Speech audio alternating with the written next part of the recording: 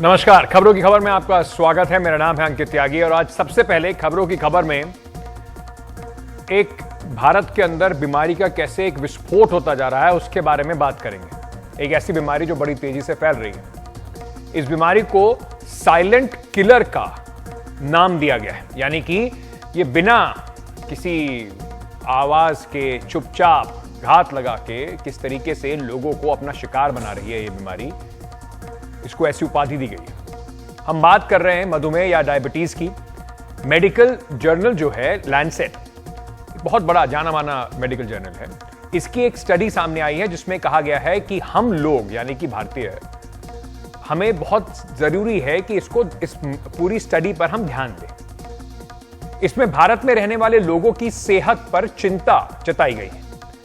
दरअसल डायबिटीज किसी जमाने में अमीरों की बीमारी कही जाती थी। इसको एक लाइफस्टाइल डिजीज यानी कि जीवन शैली से जुड़ा हुआ एक बीमारी इसको कहा जाता था। ज्यादा व्यायाम जो लोग नहीं करते थे, खाने पीने में एहतियात नहीं बरतते थे, उनको डायबिटीज का रोग हो जाता था।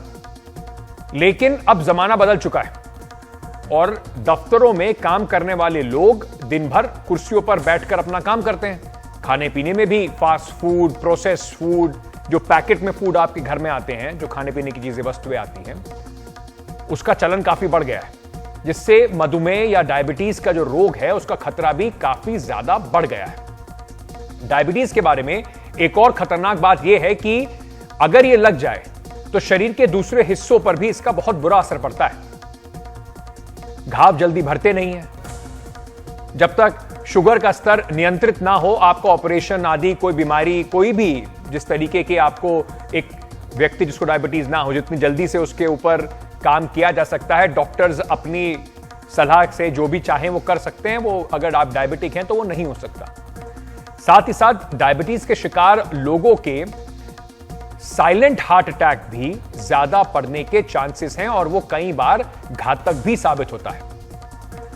तो जरा लैंसेट की जो स्टडी है वो क्या क्या कह रही है वो जरा आपको बताते हैं। चौंकाने वाली स्टडी है, आपको बहुत ध्यान से इसे पढ़ना चाहिए, समझना चाहिए और उसके हिसाब से अपने जीवन में बदलाव भी करने चाहिए। भारत में 2019 में 7 करोड़ लोग, फिर सुनिए, 7 करोड़ लोग ऐसे थे जो डायबिटीज के शिकार हुए। यह महज 4 साल में जो संख्या है वो बढ़कर 10 करोड़ 10 लाख से ज्यादा हो गई है। भारत में अब जो अनुमानित जो है, जो लोग जो डायबिटीज के रोगी हैं या नॉन कम्युनिकेबल डिजीजेस के जो बोझ है वो बढ़ गया है। डायबिटीज, हाइपरटेंशन, ओबेसिटी यानी कि मोटापा जैसी बीमारियां आम बात है। लैंसेट के सर्वे में यह भी बताया गया कि 20 साल से ज्यादा उम्र के लोगों को 31 राज्यों में यह सर्वे उन्होंने किया। शहरी इलाकों में 33,537 लोग ऐसे इस पूरे सर्वे में शामिल किए गए, तो बड़ा सैंपल है। और ग्रामीण इलाकों में 19,506 लोग इस स्टडी में शामिल हुए। कुछ विकसित राज्यों में यह आंकड़ा स्थिर है, जबकि दूसरे राज्यों में तेजी से बढ़ रहा है। इस स्टडी में पाया गया कि गोवा, पुडुचेरी, केरल में डायबिटीज के मरीजों की संख्या बहुत ज्यादा है। इसमें कहा गया कि इस पर फौरन कदम उठाने की आवश्यकता है। हमें खुद भी और सरकारों को भी इस पर विशेष ध्यान देना चाहिए। डायबिटीज, प्री डायबिटीज गोवा में करीब 26.4 और प्री डायबिटीज की जो संख्या वहां बताई गई वो बताई गई 20%। पुडुचेरी में डायबिटीज से ग्रसित लोगों की संख्या 26.3 और प्री डायबिटीज स्टेज में 25.8। केरल में 25.5, वहीं प्री डायबिटीज 18.3। चंडीगढ़ में 20.4 लोगों को डायबिटीज से जूझ रहे हैं और प्री डायबिटीज स्टेज पर 15.6% लोग हैं। दिल्ली की अगर बात करें 17.8% लोगों को डायबिटीज है और 18% लोग प्री डायबिटीज स्टेज में खड़े हैं। तमिलनाडु में 14.4, पश्चिम बंगाल में 13.7% लोग डायबिटिक हैं और 23.5% लोग प्री डायबिटिक हैं। सिक्किम की अगर हम बात करें तो वहां पे 12.8% लोग डायबिटिक हैं और 31% करीब जो लोग हैं वो प्री डायबिटिक हैं। पंजाब में ओवरऑल अगर देखा जाए तो 12.7 लोग डायबिटिक हैं और 8.7 लोग प्री डायबिटिक हैं, और हरियाणा में 12.4 और प्री डायबिटीज स्टेज में 18.2% लोग हैं। इस स्टडी के मुताबिक भारत की कम से कम 15.3% आबादी यानी कि करीब 13 करोड़ 60 लाख लोग प्री डायबिटीज की श्रेणी में रखे गए, यानी कि अगर ये लोग एहतियात ना बरतें तो डायबिटीज की चपेट में आ सकते हैं। इसके अलावा इस स्टडी में हाइपरटेंशन, ओबेसिटी यानी कि मोटापे के बढ़ते मरीजों की भी आंकड़े दिए गए हैं और चिंता जताई गई है। जो आंकड़े हैं वो बेहद चिंताजनक हैं। देश में हाइपरटेंशन के 31.5% मरीज हैं। ऐसे ही मोटापे के शिकार लोगों की संख्या भी बहुत ज्यादा है। डायबिटीज, जैसे हमने आपको बताया था, गोवा में जो हमने जिस तरीके से आपको बताया, तो उसमें अगर आप देखा जाए तो 10.1 करोड़ जो है कुल मिला के मरीजों की संख्या, जिसमें गोवा 26.4, प्री डायबिटीज भी आपको हमने इसमें बताया। हाइपरटेंशन, अगर मैं सिक्किम की अगर बात करूं तो वहां पर 31.3% लोग ऐसे हैं जो हाइपरटेंशन के भी शिकार हैं। साथ ही साथ हाइपरटेंशन की अगर हम बात करें तो पंजाब में जो आंकड़ा है वो 51.8% है, यानी कि पंजाब की आधे से ज्यादा आबादी हाइपरटेंशन से जूझ रही है। साथ ही साथ अगर ओबेसिटी की हम बात करें, मोटापे की, तो इसमें देखिए कि करीब देश के अंदर 25.4 करोड़ लोग इससे संक्रमित हैं, और पुडुचेरी में 53.3% लोगों को जो है इसका नुकसान झेलना पड़ रहा है। वहीं अगर पेट के मोटापे की बात करें तो पुडुचेरी में 61.2% लोग इस परेशानी से भी जूझ रहे हैं। अब जो पैर पसार रही है डायबिटीज की बीमारी इस देश में, उसका जरा थोड़ा कंपैरेटिव आंकड़ा आपको दिखाते हैं। 2019 में भारत में 7 करोड़ लोग डायबिटीज के रोगी थे। अब ये आंकड़ा 2023 की अगर मैं बात करूं तो बढ़कर 10 करोड़ 10 लाख से ज्यादा हो चुका है। तो भारत के अंदर तेजी से ये बीमारियां बढ़ रही हैं। आंकड़े जो हैं वो ये भी बता रहे हैं कि जैसे सिक्किम है, पश्चिम बंगाल है, वहां पे प्री डायबिटीज की श्रेणी के जो मरीज हैं वो तेजी से बढ़ रहे हैं। प्री डायबिटीज की श्रेणी में जैसे हमने आपको बताया कि किस तरीके से कई राज्यों में जो वहां पर भी एक बड़ी संख्या में लोग ऐसे हैं जो इस बीमारी से इस वक्त जूझ रहे हैं, और अगर वो ध्यान ना दें तो प्री डायबिटीज से सीधे डायबिटीज की श्रेणी में आ जाएंगे। डायबिटीज के अलावा और दूसरी बीमारियां जो लोगों को चिंता का सबब इस वक्त बनी हुई हैं, उसके बारे में भी हमने आपको एक एक करके बताया कि कैसे मोटापा हो चाहे या जो डिप्रेशन की लोगों के अंदर बात हम कर रहे हैं, हाइपरटेंशन की बात कर रहे हैं, ये सब लाइफस्टाइल डिजीजेस की श्रेणी में आते हैं। यानी कि अगर आप अपने थोड़े खान पान में, जीवन में जिस तरीके से आप गुजार रहे हैं, रहने सहने में बदलाव करेंगे तो इस बीमारी से बचा जा सकता है। पर क्या किया जा सकता है, इस पर हमने डॉक्टर शिव कुमार सरीन, निदेशक हैं ILBS अस्पताल के, उन्होंने क्या कहा, पहले आपको वो सुनवाते हैं। डायबिटीज एक तरह से लिवर की बीमारी है। तो लिवर में नॉर्मली 5% से कम फैट होती है। अगर वो फैट 10% या उससे ज्यादा हो जाए, मतलब फैटी लिवर हो जाए, तो उसमें इंसुलिन जाकर के सेल्स में काम नहीं करती। तो पैंक्रियास को और इंसुलिन बनानी पड़ती है सारा टाइम। धीरे धीरे करके ओवर ईयर्स पैंक्रियास के सेल्स एग्जॉस्ट हो जाते हैं और प्री डायबिटीज और सब्सिक्वेंटली डायबिटीज के सिम्टम्स आ जाते हैं। तो अगर हम इस बात को समझें कि ये डायबिटीज का एक जेनेसिस फैटी लिवर से है, तो एक सवाल क्लियर हो जाए। दूसरा, आप जब ब्लड टेस्ट कराते हैं, भाई मेरा कोलेस्ट्रॉल ज्यादा है, मेरा ट्राइग्लिसराइड ज्यादा है, फटाक से एक दवाई ले लेते हैं, पर ये नहीं सोचते कि ये आया कहाँ से। तो जब लिवर में फैट इतनी हो जाती है कि वो उसको संभाल नहीं पाता, तो वो ब्लड में आ जाती है। तो वो अगर किसी को भी कोलेस्ट्रॉल ट्राइग्लिसराइड है तो उसका जेनेसिस सोर्स फैटी लिवर है। फिर ये फैट जाकर के आपकी आर्टरीज या हार्ट में जमा होती है, तो ब्लड प्रेशर बढ़ने लगता है, हार्ट डिजीज होने लगती है, स्ट्रोक होने लगता है, किडनी डिजीज होने लगती है। तो अगर हम आज देखें कि भारत में 31 करोड़ लोगों को हाइपरटेंशन है, या 10 करोड़ को डायबिटीज है, 15 करोड़ को हमारे यहाँ प्री डायबिटीज है, तो सबका जेनेसिस जो है फैटी लिवर है, जो भारत में लगभग 1/3 की पॉपुलेशन में है।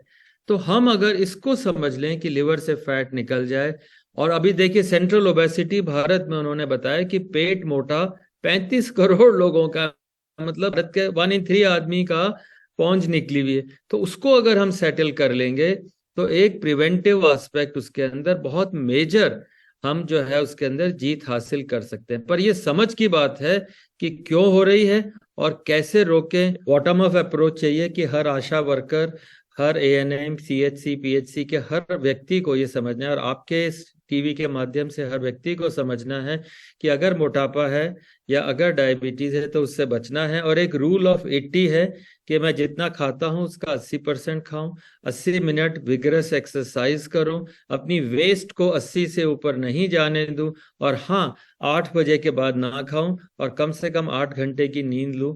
अगर ये सारे दिनचर्या के नियम करें तो स्टेट और इंडिविजुअल, पर ये रिस्पॉन्सिबिलिटी इंडिविजुअल की है, स्टेट की रिस्पॉन्सिबिलिटी सिर्फ अवेयरनेस है और आप लोगों को आगाह करना है, पर बीमारी ना होने दें।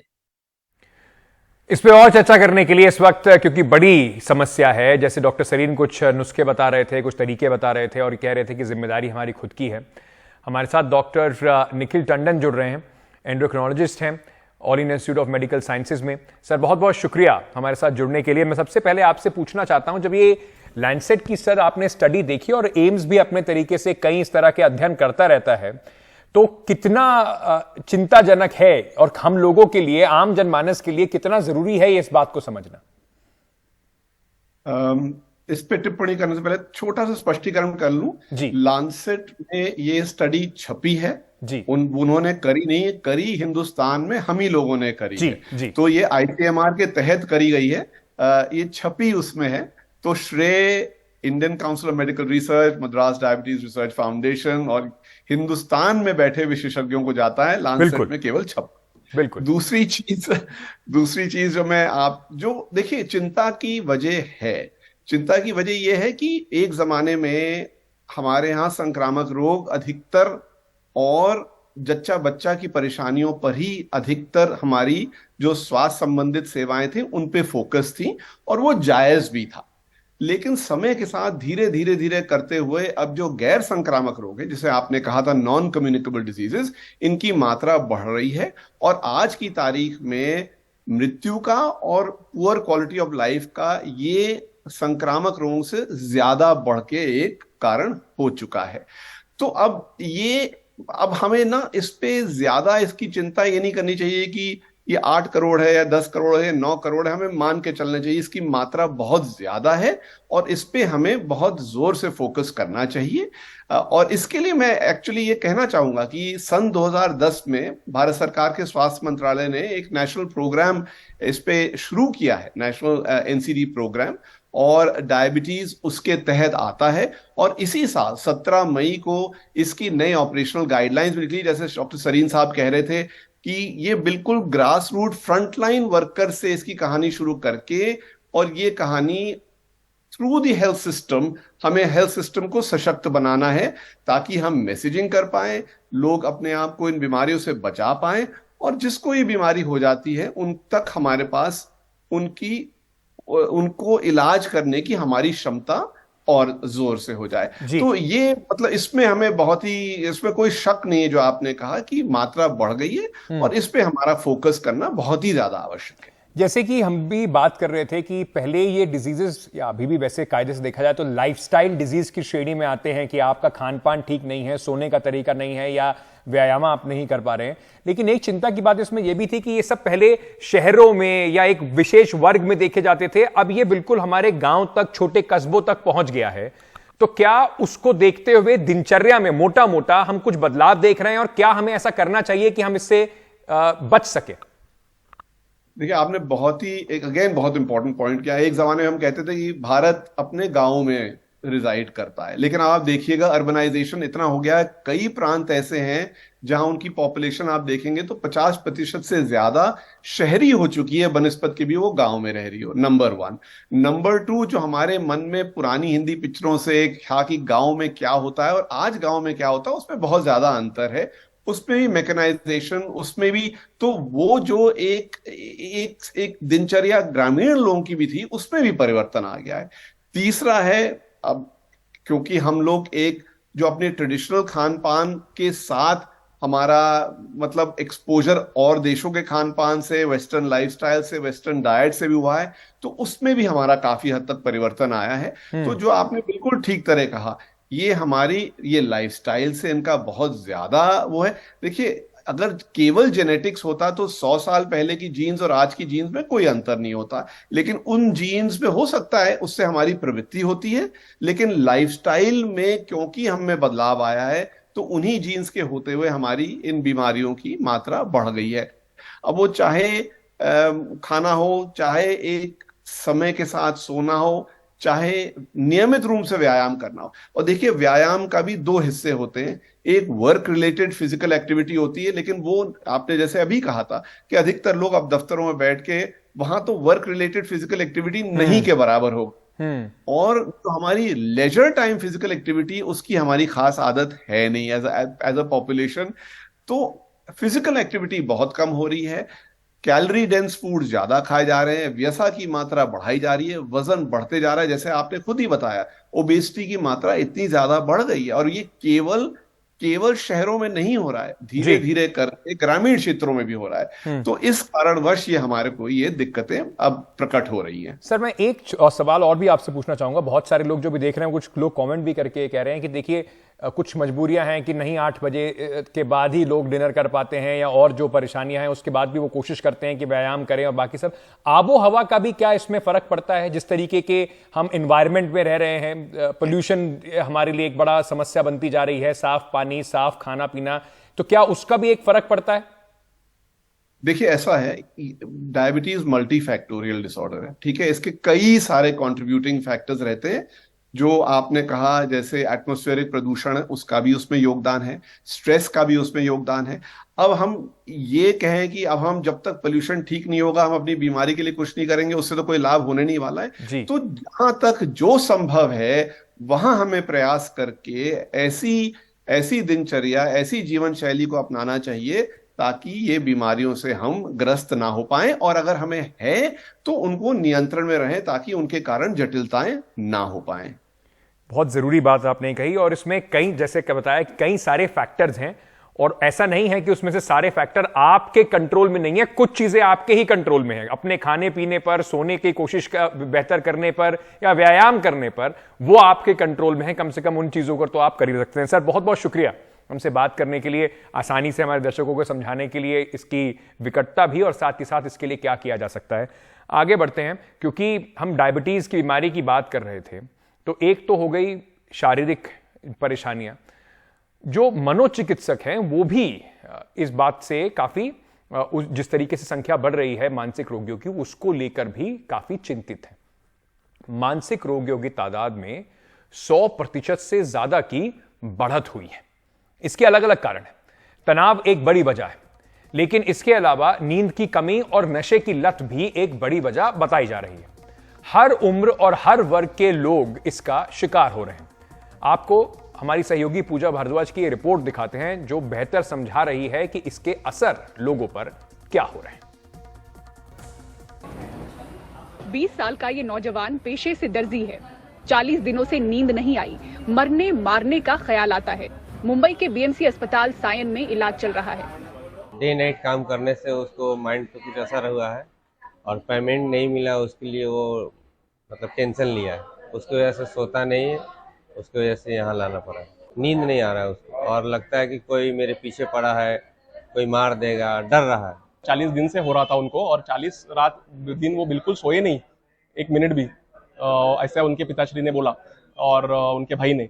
वो अपना घर छोड़ के जाने की कोशिश कर रहे थे, लोगों को मारने की कोशिश कर रहे थे रास्ते पे सर ने। तो विभिन्न कारण है, लेकिन उसके वजह से डोपामिन बढ़ जाता है दिमाग में, और इसके वजह से ऐसा स्वभाव होता है।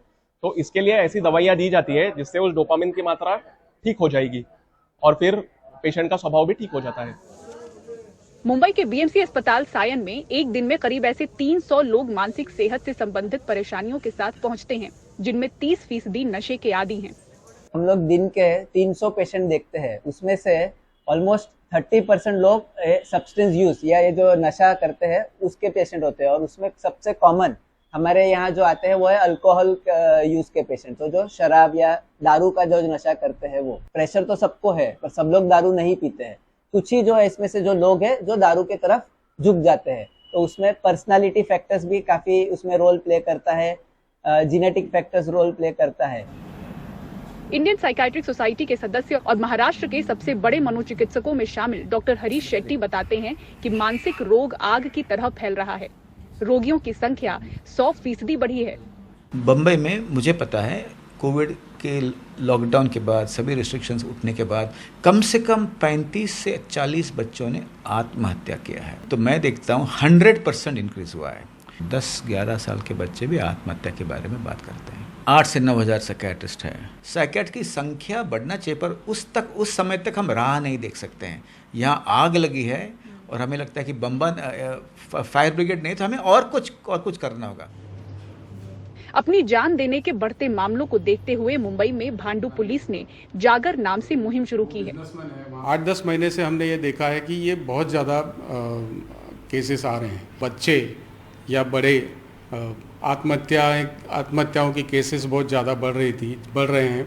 उसकी वजह से हमने उसका स्टडी करके उसके कारणों का हमने जानकारी ली, तो पता चला कि फाइनेंशियल क्राइसिस, कुछ मैरिटल अफेयर्स, ये ऐसे अलग अलग रीजंस उसके दिखने में आए। जागर नाम का कार्यक्रम हमने शुरू कर दिया, जिसमें हम लोगों को इकट्ठा करके उनसे बातचीत करते हैं और उनके प्रॉब्लम्स के बारे में जानकर उनको सही तरीके से गाइडेंस करते हैं। मानसिक रोगियों में तनाव का मुख्य कारण आर्थिक हालात, पारिवारिक कलह, रिश्तों का टूटना जैसे कई अलग अलग वजह हैं। लेकिन जिन लोगों में हिंसात्मक सोच आती है उनमें नींद का ना होना एक कॉमन फैक्टर नजर आ रहा है, जिसके बारे में कहा जाता है कि ऐसे तनाव से डोपामिन रसायन की मात्रा बढ़ती है, जिससे आपराधिक सोच पैदा होते हैं। तो अगर नींद की कमी आप में भी नजर आ रही है तो आप ये समझ लें कि मानसिक सेहत पर गौर जरूरी है, वो भी जल्द। मुंबई से कैमरा पर्सन अल्ताफ के साथ पूजा भारद्वाज, एनडीटीवी इंडिया। क्योंकि इस तरह की बातें और ये समझना भी बहुत जरूरी है कि आप खुद अपनी सेहत का ध्यान रख पाएं, लेकिन मानसिक रोगों की हम बात कर रहे हैं तो मैं उसी खबर पर दोबारा चलता हूं जिससे हमने कल शुरुआत की थी कि कोई कितना मानसिक तौर पर विकसित हो सकता है कि वो इस तरह की घटना को अंजाम देगा।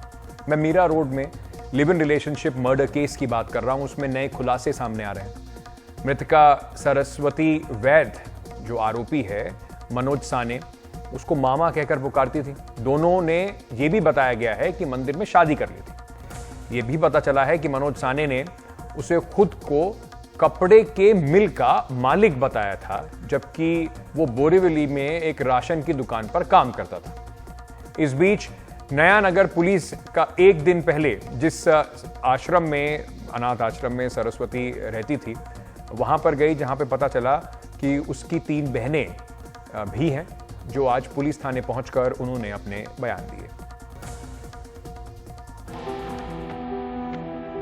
सरस्वती वैद्य और मनोज साने के बीच आखिर रिश्ता क्या था? पहले दिन पुलिस ने बताया कि दोनों लिव इन रिलेशनशिप में थे। आरोपी ने दावा किया है कि वो सरस्वती को बेटी जैसा मानता था, जबकि अहमदनगर के आश्रम में सरस्वती ने बताया था कि वो उसका मामा है। और अब पुलिस दावा कर रही है कि दोनों ने मंदिर में शादी की थी। पुलिस के मुताबिक दोनों की उम्र में बहुत ज्यादा अंतर था, इसीलिए सरस्वती शादी की बात छिपाती थी। इन्होंने शादी किया था और बहनों को भी बताया था कि ऐसे हमने शादी किया है, बल्कि इनकी एज डिफरेंस का गैप की वजह से ये किसी को मतलब बाहर ऐसा खुल के नहीं कभी बताया कि हमने इन लोगों ने शादी किया था। और ये एक मंदिर में शादी किया था, ये भी इन्वेस्टिगेशन में रिव्यू हुआ है। इस बीच पुलिस पहले जिस सरस्वती वैद्य को अनाथ बता रही थी, आज उसकी 3 बहनें नया नगर पुलिस थाने पहुंची। इन्वेस्टिगेशन चल रहा है। इन्वेस्टिगेशन जैसे ही पूरा होगा, आज पूरा दिन होगा, मैं शाम को बहनें आई हैं लेकिन उनका बयान लिया जा रहा है। कितनी बहनें हैं, क्या है? शाम को बात करूंगा आपसे। पुलिस के मुताबिक सरस्वती कुल 5 बहनें हैं। परिवार मूल रूप से औरंगाबाद का रहने वाला है। मां गुजर चुकी है, पिता पहले से अलग हो गए थे। इसलिए सभी बहनें अलग अलग आश्रम में पढ़ी हैं। सरस्वती सबसे छोटी थी, जो अहमदनगर के जानकी बाई आश्रम में पली बड़ी है। वहीं से उसने 10वीं तक की पढ़ाई की थी। पुलिस के मुताबिक आश्रम छोड़ने के बाद सरस्वती 4 से 5 साल अपनी बहन के साथ रही। उसके बाद मुंबई आ गई। यहाँ मनोज साने से मुलाकात हुई। मनोज ने पहले उसे काम दिलाया, फिर उसे अपनी बोरीवली के घर में रहने की जगह दी, जिसके बाद दोनों ने मंदिर में शादी कर ली थी। दोनों कुछ साल बाद मीरा रोड रहने आ गए, लेकिन समय के साथ दोनों के रिश्ते में खटास आ गई और फिर झगड़ा होने लगा। अहमदनगर के आश्रम के एक कर्मचारी ने भी बताया कि पहले वो खुश रहती थी, लेकिन 2 साल पहले जब आई थी तो परेशान थी। उसने कुछ भी पता ही नहीं था, लेकिन आने के बाद पहले आई थी ना तो बहुत अच्छे अच्छे कपड़े पहन के आई थी। वो आदमी उसको वाइट गाड़ी में लेके आता था, उसके साथ ही रहता था। लेकिन 2 साल पहले आई थी ना दाखिले के संदर्भ में, तो बहुत खराब लग रही थी। उसने हमारे पास बातचीत नहीं की, उसका क्या वजह था हमको मालूम है। एक शक ये भी है कि मनोज ने सरस्वती की गरीबी और मजदूरी का फायदा उठाया और खुद को ज्यादा पैसे वाला बताकर उसे अपने साथ ही जीने को मना लिया। लेकिन अचानक ऐसा क्या हुआ कि उसने सरस्वती की हत्या कर उसके शरीर के इतने टुकड़े किए कि पुलिस के लिए गिनना तक मुश्किल हो गया। सतर्क पड़ोसी की मदद से सबूतों को नष्ट होने के पहले ही पुलिस ने आरोपी को पकड़ तो लिया, लेकिन 56 साल के मनोज ने 32 साल की अपनी पत्नी की हत्या क्यों और कैसे की, इसका जवाब अभी तक तलाश नहीं पाई है। पुलिस का कहना है कि आरोपी बार बार अपना बयान बदल रहा है। अहमदनगर से अपने सहयोगी सागर दुसाल और मीरा रोड से राजा मयाल और cameraman Praveen Rohit Sunil Singh, NDTV India के लिए। अब हैदराबाद से भी एक ऐसी विचलित करने वाली, चौंकाने वाली खबर आ रही है, घटना आ रही है। हैदराबाद में एक पुजारी ने अपनी प्रेमिका की हत्या कर उसके शव को जो मैनहोल होता है यानी कि गटर होता है उसमें फेंक दिया। इसके बाद आरोपी ने पुलिस में शिकायत भी दर्ज करा दी कि उसकी प्रेमिका जो है वो लापता है। लेकिन सीसीटीवी फुटेज की जांच के बाद पुलिस ने खुलासा किया कि साईं सूर्या कृष्णा नाम का ये जो पुजारी है, इसने ही अपनी प्रेमिका की हत्या की थी।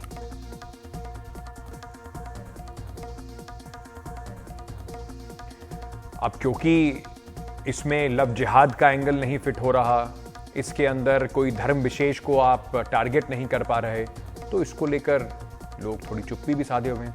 लेकिन महिलाओं को लेकर जो अपराध है वो किस तरीके से बढ़ रहा है, ये एक चिंता का विषय है। कुछ आंकड़े आपके सामने रखता हूं। बलात्कार के मामलों की अगर हम बात करें तो देश के अंदर राजस्थान जो है वो सबसे भारत के अंदर एनसीआरबी के आंकड़े 2021 के बताते हैं कि 31,667 बलात्कार के मामले सामने आए, जिसमें राजस्थान में सबसे ज्यादा 6,337, मध्य प्रदेश में 2,947, महाराष्ट्र में 2,496, उत्तर प्रदेश में 2,845 और दिल्ली में 1,250 मामले सामने आए। महिलाओं के खिलाफ जो अपराध हैं उस कैटेगरी में अगर आप रखा जाए तो रोजाना औसतन 86 रेप के मामले सामने आते हैं।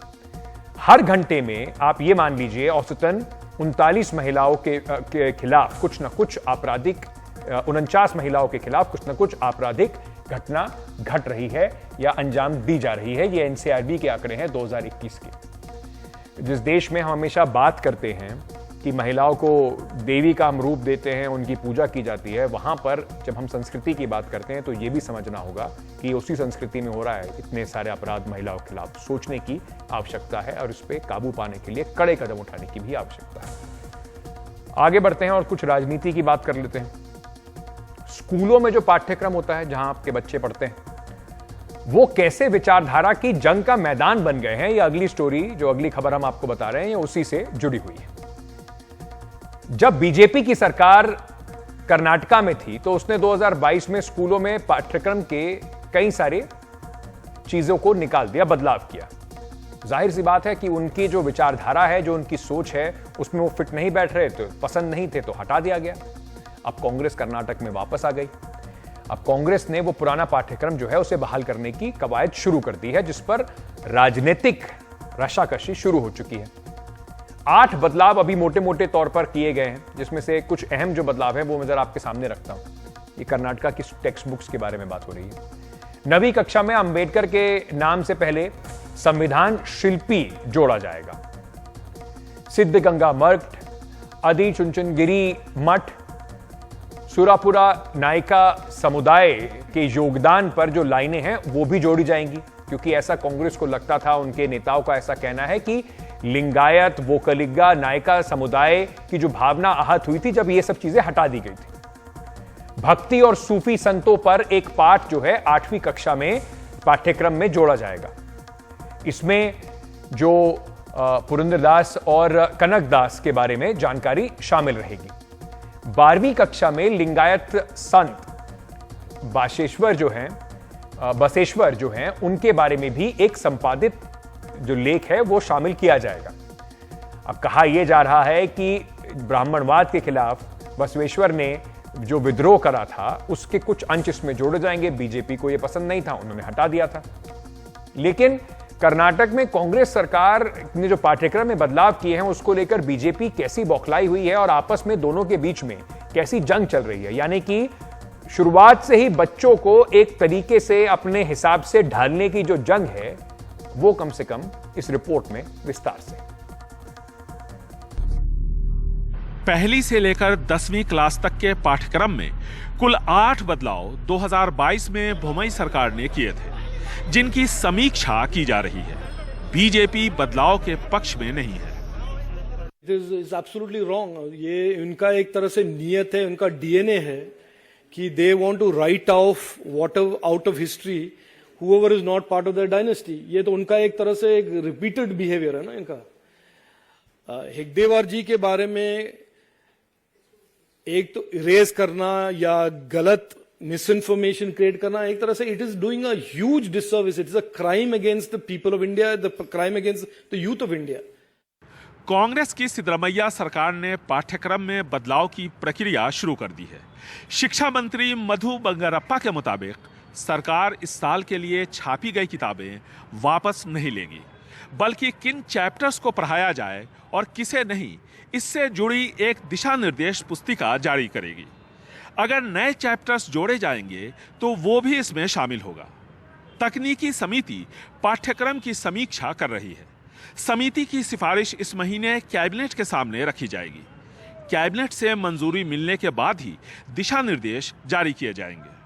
end of this month. So I have इस महीने के आखिर तक हमें उम्मीद है कि बदलाव ले आएंगे। मैं बच्चों के हित में कर रहा हूँ। किस राजनीतिक दल ने क्या किया, क्या सोचा, वो मैं नहीं जानता। विवाद तब भी खड़ा हुआ था जब बीजेपी की भोमई सरकार ने कन्नड़ा भाषा की 8वीं के एक चैप्टर में जोड़ा कि वीर सावरकर अंडमान निकोबार की जेल से बुलबुल पक्षी के पंखों पर बैठकर देश का जायजा लेने आया करते थे। विवाद आरएसएस के संस्थापक केशव बलिराम हेडगेवार के भाषण को एक अध्याय के तौर पर शामिल करने पर भी उठा। टीपू सुल्तान और समाज सुधारक पेरियार पर चैप्टर को लेकर भी विवाद हुआ। सरकारें बदलती हैं और इसके साथ ही बदल दिया जाता है स्कूल का पाठ्यक्रम। शिक्षकों को तो इसके पीछे की राजनीति समझ में आती है, लेकिन मझधार में फंस जाते हैं अबोध छात्र, जिन्हें यह समझ में नहीं आता कि जो वो पहले पढ़ रहे थे वो ठीक था या जो अब उन्हें पढ़ाया जा रहा है वो ठीक है। बेंगलुरु से कैमरामैन गोविंद मूर्ति के साथ निहाल किदवई, एनडीटीवी इंडिया। अब सोचिए हर 5 साल में बच्चे नई नई चीज़ें पढ़ के निकलेंगे और जब वो आपस में बात करेंगे तो कहेंगे कि हमने तो कुछ और पढ़ा था, आपने कुछ और पढ़ा है। छोटा सा ब्रेक ले लेते हैं। ब्रेक पे जाने से पहले कुछ तस्वीरें ज़रा आपको दिखाना चाहता हूँ, थोड़ी राहत वाली तस्वीरें हैं। 4 दिन की देरी के बाद मानसून जो है वो केरल पहुँच चुका है। कोची में कई इलाकों में आज झमाझम बारिश देखने को मिली। वहीं तिरुवनंतपुरम में मछुआरों को समुद्र में ना जाने की हिदायत दी गई, दूर रहने की हिदायत दी गई। केरल की ये तस्वीरें जो आप देख रहे हैं ये कोरिकोड और तिरुवनंतपुरम की हैं, जहां मानसून के बादल नजर आ रहे हैं। तो मानसून दक्षिण भारत में दस्तक दे चुका है। उत्तर भारत की ओर अब उसकी जो पूरी जर्नी है वो शुरू हो। छोटा सा ब्रेक, वापस आ रहे हैं।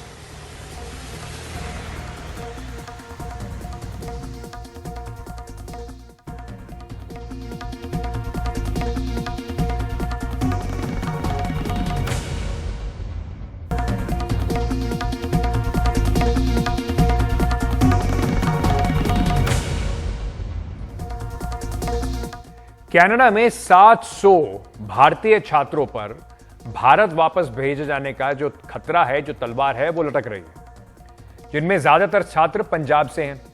इन छात्रों के माता पिता ने बड़ी मुश्किलों से, कईयों ने अपनी जमीन जायदाद सब कुछ बेच के इन्हें विदेश में पढ़ने और वहां पर शायद नौकरी पाने के इस ख्वाब से भेजा था।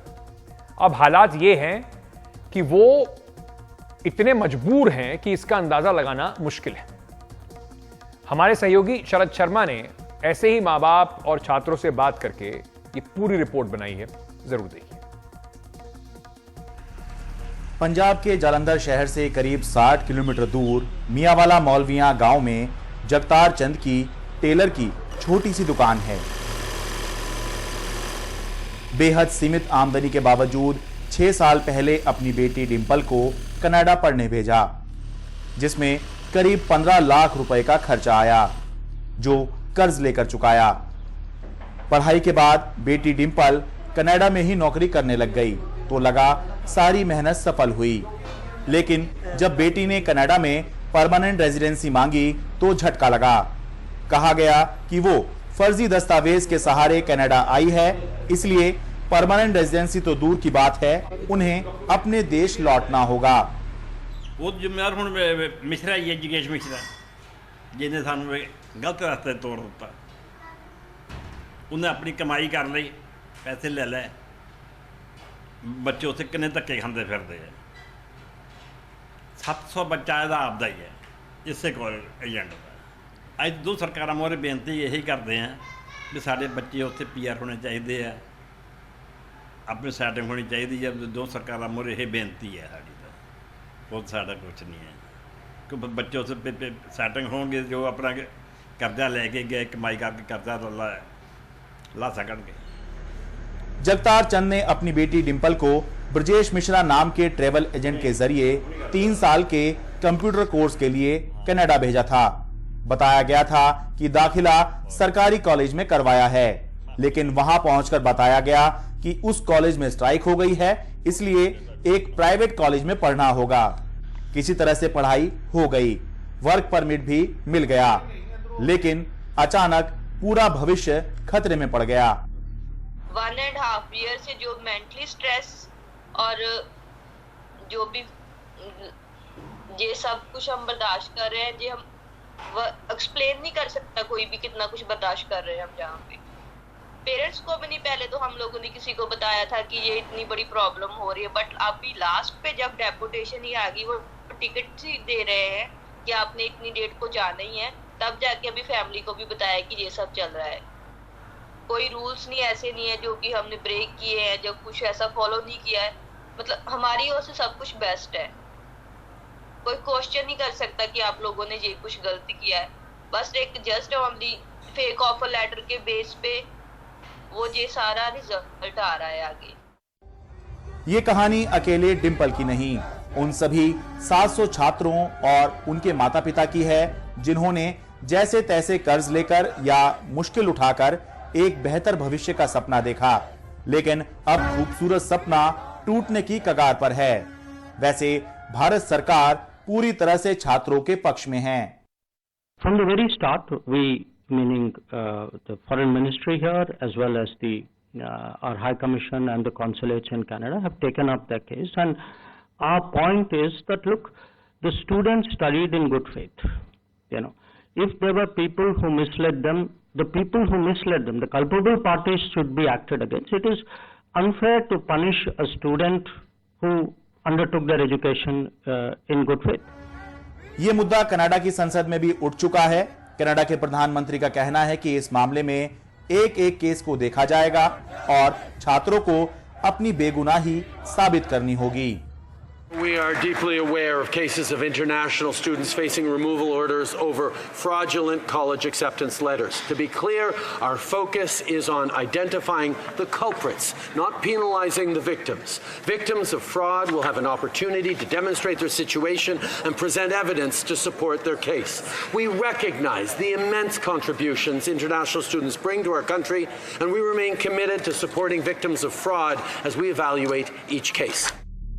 ऐसे छात्रों की लड़ाई कनाडा की अदालतों में लड़ने वाले जानकारों का मानना है कि कनाडा के प्रधानमंत्री के इस बयान के बाद छात्रों के डिपोर्टेशन में कुछ समय के लिए रोक तो लग सकती है, लेकिन जबरन भारत वापसी की तलवार तो लटकी ही हुई है। अभी तक की जो कार्रवाई है उससे ये लग रहा है कि हो सकता है जो लवप्रीत सिंह जिसकी 13 तारीख को डेपुटेशन है, हो सकता है कि उसके डेपुटेशन के ऊपर स्टे लग जाए, बट डेपुटेशन की कृपान अभी भी लटकती हुई नजर आ रही है इन बच्चों पे। इतने लंबे संघर्ष के बाद भी अभी तक कोई लाइट नजर नहीं आ रही कि जिससे ये कहा जा सके कि ये बच्चे जो हैं वो डेपुटेशन से बच गए हैं। ऐसा लग रहा है कि डेपुटेशंस को प्रोलॉन्ग शायद किया जा सके, पर डेपुटेशंस रोकने के ऊपर सरकार की जो डायरेक्शंस हैं वो नजर नहीं आई। इस मामले में छात्र और उनके माता पिता एक सवाल उठा रहे हैं, एक गुहार लगा रहे हैं। उनका कहना है कि जिस ऑफर लेटर के आधार पर स्टडी परमिट या वीजा मिला वो फर्जी है। ये पता करने में कनाडा को 5 साल का समय कैसे लग गया। उनका कहना है कि इस मामले में उनको आरोपी बनाया जा रहा है, जबकि वो पीड़ित हैं। जालंधर से अपने सहयोगी अश्वनी मल्होत्रा और दिल्ली से कादम्बिनी शर्मा के साथ मैं शरद शर्मा, एनडीटीवी इंडिया। खबरों की खबर में आज के लिए इतना ही। बने रहिए हमारे साथ। एनडीटीवी पे खबरों का सिलसिला जारी है।